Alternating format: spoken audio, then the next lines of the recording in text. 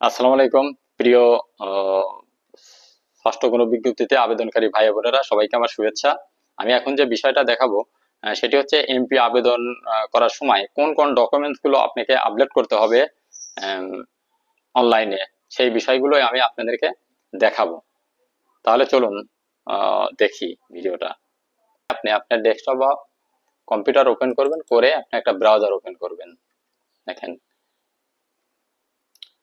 Browser open করার পরে এখানে অ্যাড্রেস বারে লিখতে হবে www.image.gov.bd। এই ওয়েবসাইটটা লিখে সার্চ করবেন, এইরকম এটা ইন্টারফেস আসবে। তখন এইটা এই ইমেজ দিয়েছে, এটার মধ্যে আবার সিলেক্ট করবেন। এটাই সিলেক্ট করার পরে দেখেন ডান পাশে লগ ইন আছে, এটাই ক্লিক করবেন। এটাই ক্লিক করার পর এখানে ইউজার আইডি আর পাসওয়ার্ড দিতে হবে প্রতিষ্ঠানের। তো এখানে আমি ইউজার আইডি বসালাম এবং এখানে পাস, তাহলে দেখেন এখানে পাসওয়ার্ড বসাইতে হবে।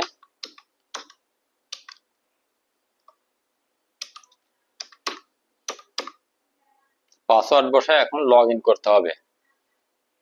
এখন হচ্ছে লগ ইন করতে হবে। তাই লগ ইন করলে পেজ আসবে। দেখেন এই যে এমপিও, এখন এমপিওর মধ্যে ঢুকতে হবে। ঢোকার পরে এই যে নিউ এমপিওর মধ্যে ঢুকতে হবে। নিউ এমপিওর মধ্যে ঢুকলে এখানে পৃষ্ঠা আসবে। দেখেন এখন দেখেন এখানে 6টা ধাপ আছে মোট। এই 6টা ধাপ মানে 6টা পৃষ্ঠা। দেখেন এই যে 2 নাম্বার ধাপ, এই যে 3 নাম্বার ধাপ ওপেন করলাম, এই যে 4 নাম্বার ধাপ, এগুলো সব ফিল আপ করতে হবে। এগুলো ফিল আপ করতে হবে। তা প্রথম ধাপে তেমন কোনো তথ্য ফিল আপ করা লাগে না, শুধু পিতার নাম আর মাতার নাম বাংলায় লিখতে হয়। আর সবগুলো আপনি যখন রেজিস্ট্রেশন করবেন তখন রেজিস্ট্রেশন থেকে এখানে চলে আসবে অটোমেটিক। তারপরে দেয় ধাপ 2। ধাপ 2তে শুধু শিক্ষাগত যোগ্যতার তথ্য এখানে অ্যাড করা লাগে। এই যে প্লাস চিহ্নের উপর যখন আপনি ক্লিক দেবেন তখন এরকম একটা বক্স আসবে। এই বক্সে আপনার এসএসসির এসএসসিটা ফিল আপ করেন, আবার ফিল আপ করে এই যে যোগ করুন এখানে ক্লিক দিয়ে আবার পরবর্তীতে আবার প্লাস চিহ্ন ক্লিক দিয়ে আবার আর একটা ফর্ম আসবে। তখন সেই ফর্মে আবার এইচএসসিটা পূরণ করবেন, তারপরে ডিগ্রিটা পূরণ করুন, তারপরে মাস্টার্স এর এরকম পূরণ, তারপরে এনটিআরসি এর এরকম সবগুলো শিক্ষাগত যোগ্যতার তথ্য এখানে যোগ করতে হবে। যোগ করার পরে যে সেভ অ্যাজ ড্রাফট, এই সেভ করতে হবে। সেভ করলে এটা সেভ হয়ে থাকবে। এরপরে দেখেন ধাপ 3। ধাপ 3 আছে প্রত্যাশিত পদবি। আপনি কোন পোস্টে সুপারিশ প্রাপ্ত হয়েছেন সেই পদবিটা এখান থেকে সিলেক্ট করে দিতে হবে। পদবীর স্ট্যাটাসটা কি রেগুলার, এদের রেগুলার সিলেক্ট করে দিতে হবে। এখানে রেগুলার আছে। আর যদি কেউ সেকশনে নিয়োগ হয়ে থাকে তাহলে তাহলে সে সেকশনটা দিয়ে দেবেন উনি। দেখা গেছে একই বিষয়ের একাধিক শিক্ষক আছে কোনো প্রতিষ্ঠানে, তাহলে সে যদি ওনার পোস্টটা সেকশন হয় তাহলে সেকশন দিয়ে দেবেন, আর যদি সেকশন না হয় তাহলে রেগুলার দিয়ে দেবেন। তার সাথে প্রত্যাশিত বিষয়, কোন সাবজেক্টের সুপারিশ পত্র সেই সাবজেক্টের বিষয়টা এখান থেকে দিয়ে দেবেন। তারপর আছে প্রত্যাশিত গ্রেড, গ্রেডটা দিয়ে দেবেন কোন গ্রেডে। যদি বিএড না থাকে তাহলে 11 গ্রেড, আর বিএড থাকলে 10ম গ্রেড। কিন্তু কিছু কিছু সাবজেক্টের ক্ষেত্রে প্রথমেই 10 গ্রেড, যেমন এগ্রিকালচার, তারপরে আছে শারীরিক শিক্ষা, এরকম কিছু সাবজেক্ট আছে প্রথম স্টার্টিং তারা 10ম কোড পাবে, কিন্তু বাকিরা পাবে 11 কোড যদি নাকি তার বিএড সার্টিফিকেট বা বিএড ডিগ্রি না থাকে সেই ক্ষেত্রে। তারপরে যে এখানে অ্যাকাউন্ট নাম্বার বসায় দিতে হবে। তারপরে যে জিবের ধরন, মানে জিবি মানে এখানে যে কমিটির কথা বলতেছে, যে কমিটি অ্যাডহক কমিটি না রেগুলার কমিটি, সেটা সেটা এখান থেকে সিলেক্ট করে দিতে হবে। তারপরে কমিটির মেয়াদ কাল কত, সেটা এখানে ক্যালেন্ডার আছে, ক্যালেন্ডার থেকে সেট করে দিতে হবে যে পরিচালনা পর্ষদ মেয়াদ হইতে কতদিন কত তারিখ থেকে কমিটি শুরু আর কত তারিখে শেষ, এই তারিখগুলো এখান থেকে দিয়ে দিতে হবে। দিয়ে দেওয়ার পর দেখেন দিয়ে দিয়ে এখানে সেভ করতে হবে। এই পৃষ্ঠার কাজ শেষ, ধাপের কাজ শেষ। এখন 4 নাম্বার ধাপে দেখেন কি আছে। 4 নাম্বার ধাপে আছে মহিলা শতাংশ। এখানে মহিলা কতজন আছে এই প্রতিষ্ঠানে, কত শতাংশ সেটা দিয়ে দিবেন হিসাব করে। তারপর বর্তমান মহিলা কোটা, বর্তমান তো মহিলা কোটা নেই, তাহলে এখানে না দিলেও সমস্যা নেই। আর তারপরে বর্তমানে এমপিও শিক্ষক কতজন আছে সেই সংখ্যাটা এখানে দেবেন।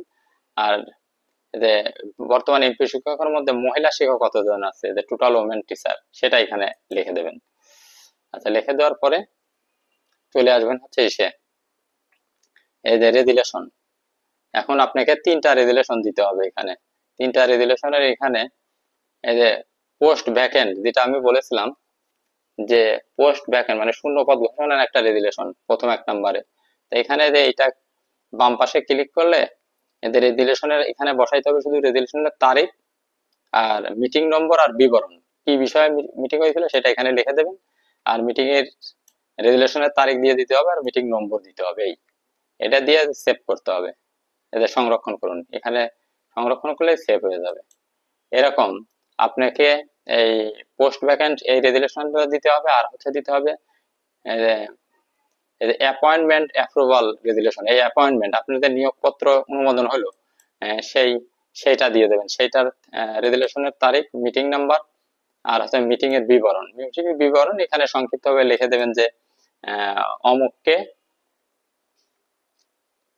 মানে সহকারী শিক্ষক ওই পদে, মানে যে পদের জন্য উনি আবেদন করতেছেন সেই পদের নিয়োগপত্র প্রদানের সিদ্ধান্ত গৃহীত হয়, এই এতটুকু লিখে দিলেই হবে।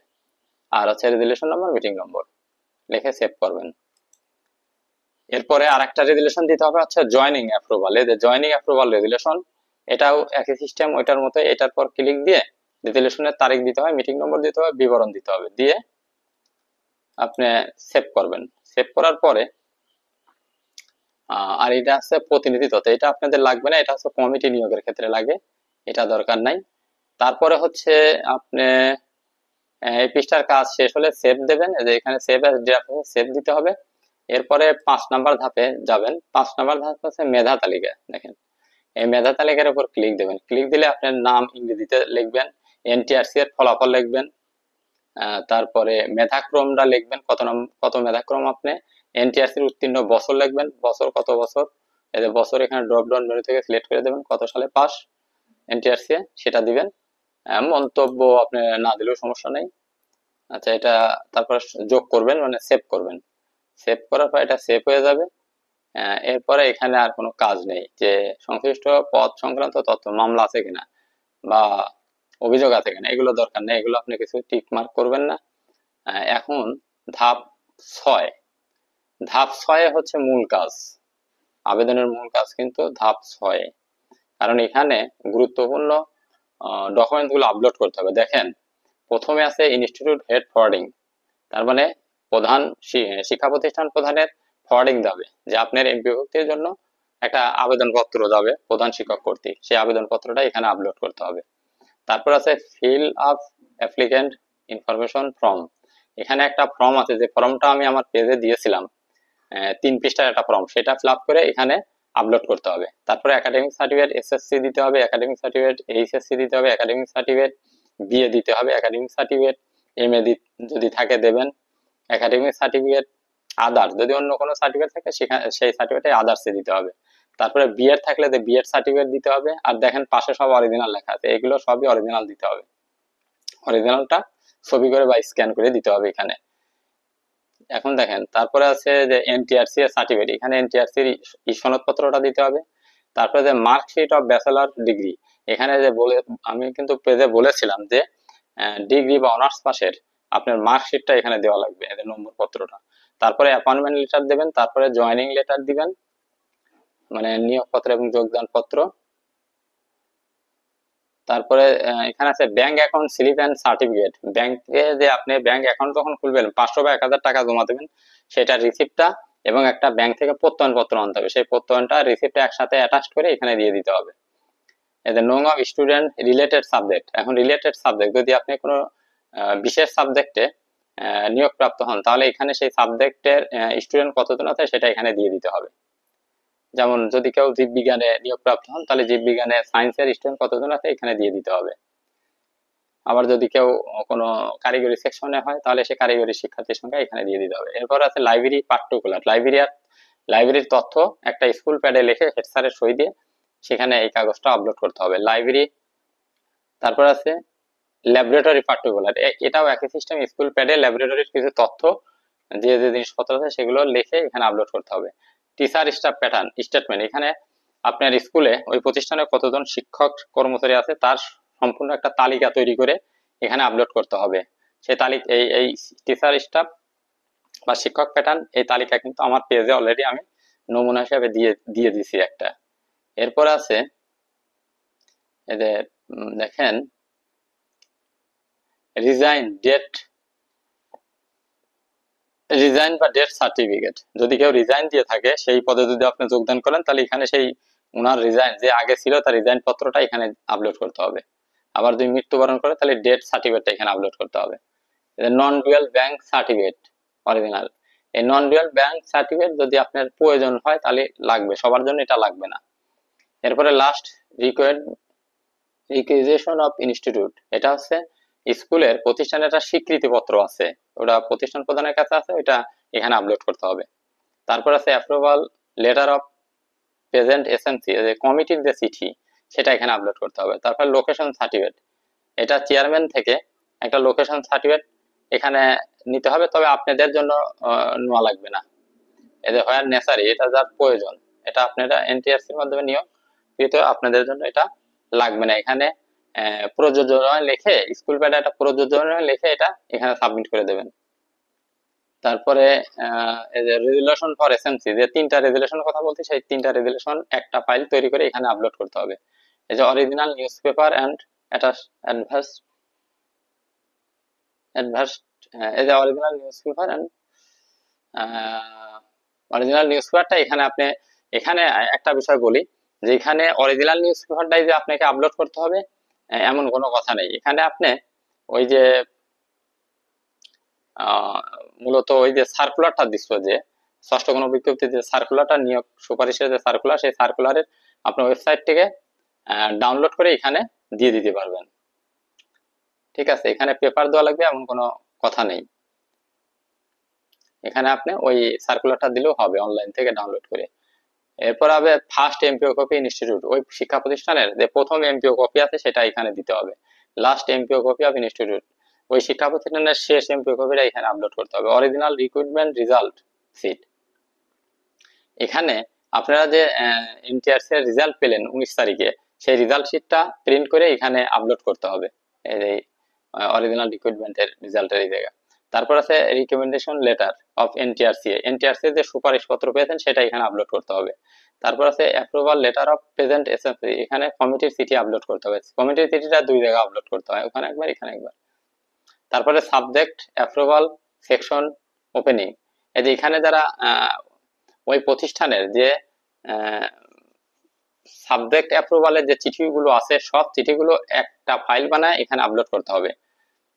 এখন শাখা শিক্ষক যারা থাকবে তাদের অনুমোদনের চিঠি এবং অন্যান্য যত অ্যাপ্রুভাল সেকশন অ্যাপ্রুভালের যত চিঠি আছে ওই প্রতিষ্ঠানের, সব চিঠি একটা ফাইল বানায় এই জায়গায় আপলোড করতে হবে। তারপরে class wise student of student information, তার মানে একটা ওই শিক্ষা প্রতিষ্ঠানের 6 এ কতজন, 7 এ কতজন, এরকম আলাদা আলাদা ভাবে প্রত্যেক শ্রেণীর শিক্ষার্থীর সংখ্যা লিখে টোটাল সংখ্যা যোগ করে শিক্ষা প্রতিষ্ঠান প্রধান দিয়ে স্বাক্ষর করতে হবে স্কুল প্যাডে, সেটা এখানে আপলোড করতে হবে। তারপরে হচ্ছে রিপ্রেজেন্টেটিভ অফ ডিজি, এটা আপনাদের লাগবে না, এটা যারা কমিটির নিয়োগ তাদের ক্ষেত্রে এই চিঠি লাগে, ডিজির চিঠি, এটা আপনারা এখানে নট অ্যাপ্লিকেবল অথবা প্রযোজ্য নয় লিখে একটা প্যাডে লিখে এখানে আপলোড করতে হবে। তারপরে আদার ডকুমেন্টস, আদার্স ডকুমেন্টস এর মধ্যে আপনি দিবেন হচ্ছে আপনার এনআইডি কার্ডের কপি, তারপরে ওই যে ইএস অপশন যে আপনি চালু করবেন যোগদানের পরে, ওই যে 7 দিনের মধ্যে, 7 কর্ম দিবসের মধ্যে একটা স্কুলের এনটিআরসি এর আইডিতে যে ইএস অপশন চালু করবেন, ওইটার কপি আপনি এখানে, ওইটার কপি আর আপনার এনআইডির কপি, আর হচ্ছে ওই শিক্ষা প্রতিষ্ঠান যে আপনার যখন সার্কুলার মানে আপনার পদটা যখন শূন্যর জন্য এনটিআরসি তে টাকা পেড করছিল, সেই টাকা পেইডের মানে ই রিকুইজিশন বলে ওইটাকে, ওইটা আপনি আদার্সের এখানে এই 3টা কাগজ একসাথে অ্যাটাচ করে এখানে আপলোড করতে হবে। তারপর আছে উপজেলা ডিস্ট্রিক্ট কমিটি, এটা আপনাদের লাগবে না, এটা হচ্ছে কমিটির নিয়োগের ক্ষেত্রে এই 34 নম্বর অপশন লাগে, এটাই আপনি নট অ্যাপ্লিকেবল দেবেন বা প্রযোজ্য নয় দেবেন, এটাই কিছু করতে হবে, এটাই কোনো কিছু দেওয়া লাগবে না, নট অ্যাপ্লিকেবল লিখে প্যাডে লিখে ওইটা আপলোড দিবেন। আশা করি এটা কমপ্লিট হয়ে গেলে, বসানো কমপ্লিট হয়ে গেলে এখানে তারপরে আপনি সাবমিট দিবেন, এই যে উপরে সাবমিট লেখা আছে, সাবমিট দিলে তখন আপনার ফাইলটা চলে যাবে উপজেলায়, উপজেলা থেকে যাবে জেলায়, জেলা থেকে যাবে ডিডি অঞ্চলে, মানে যার যার ডিডি যে অঞ্চল আছে, ঢাকা বরিশাল এরকম যার যার অঞ্চলের চলে যাবে ফাইল, তার স্কুল যে অঞ্চলে সেই অঞ্চলের ডিডির কাছে চলে যাবে। তারপর ডিডি এটা অ্যাপ্রুভ দিলে এটা চলে যাবে প্রোগ্রামার কাছে। প্রোগ্রামার যখন অ্যাপ্রুভ দেবে তখন এটা চলে যাবে হচ্ছে না, প্রোগ্রামার তো অ্যাপ্রুভ দেয় না, প্রোগ্রামার হলো ফরওয়ার্ড করবে, ফরওয়ার্ড করলে চলে যাবে ইমেজ সেলে। ইমেজ সেলে যে একটা মিটিং হবে, সেই মিটিং এর পরে আপনার এমপিও ইন্ডেক্স করে যাবে, তখন আপনার এমপিওটা সম্পূর্ণ কমপ্লিট হলো। তখন ফাইল ডান হয়ে গেলে তখন স্কুলের এই জায়গা এই আইডিতেই আপনার চলে আসবে, ওই ফর্ম, ইএফটি ফর্ম চলে আসলে তখন ইএফটি ফর্মটা যে শিক্ষক নতুন ফাইল ডান হলো যার, তার নামে একটা ইএফটি ফর্ম চলে আসবে। ওই ইএফটি ফর্মটা তখন পূরণ করে পাঠিয়ে দিতে হবে, সাবমিট দিতে হবে। তখন ইএফটি ফর্মটা সাবমিট দিলে ওটা উপজেলা হয়ে মাউসিতে চলে যাবে, ওটা জেলায় যায় না, ওটা উপজেলা থেকে চলে যাবে মাউসিতে। মাউসি ওটাকে আইবাস প্লাস প্লাসে পাঠাবে, আইবাস প্লাস প্লাস ওইটা ওকে করলে আপনি তখন বেতন চলে আসবে আপনার। আশা করি এমপিও আবেদনের প্রক্রিয়াটা মূলত একটা ধারণা নিতে পারছেন। তা সবাইকে আমার আসাদ স্যার 97 ফেসবুকের পক্ষ থেকে সবাইকে আন্তরিকভাবে ধন্যবাদ। এবং যারা আমার আসাদ স্যার 97 ফেসবুকটি এখনো ফলো দিয়ে রাখেননি, তারা ফলো দিয়ে রাখতে পারেন, আপনি উপকৃত হবেন। ধন্যবাদ সবাইকে।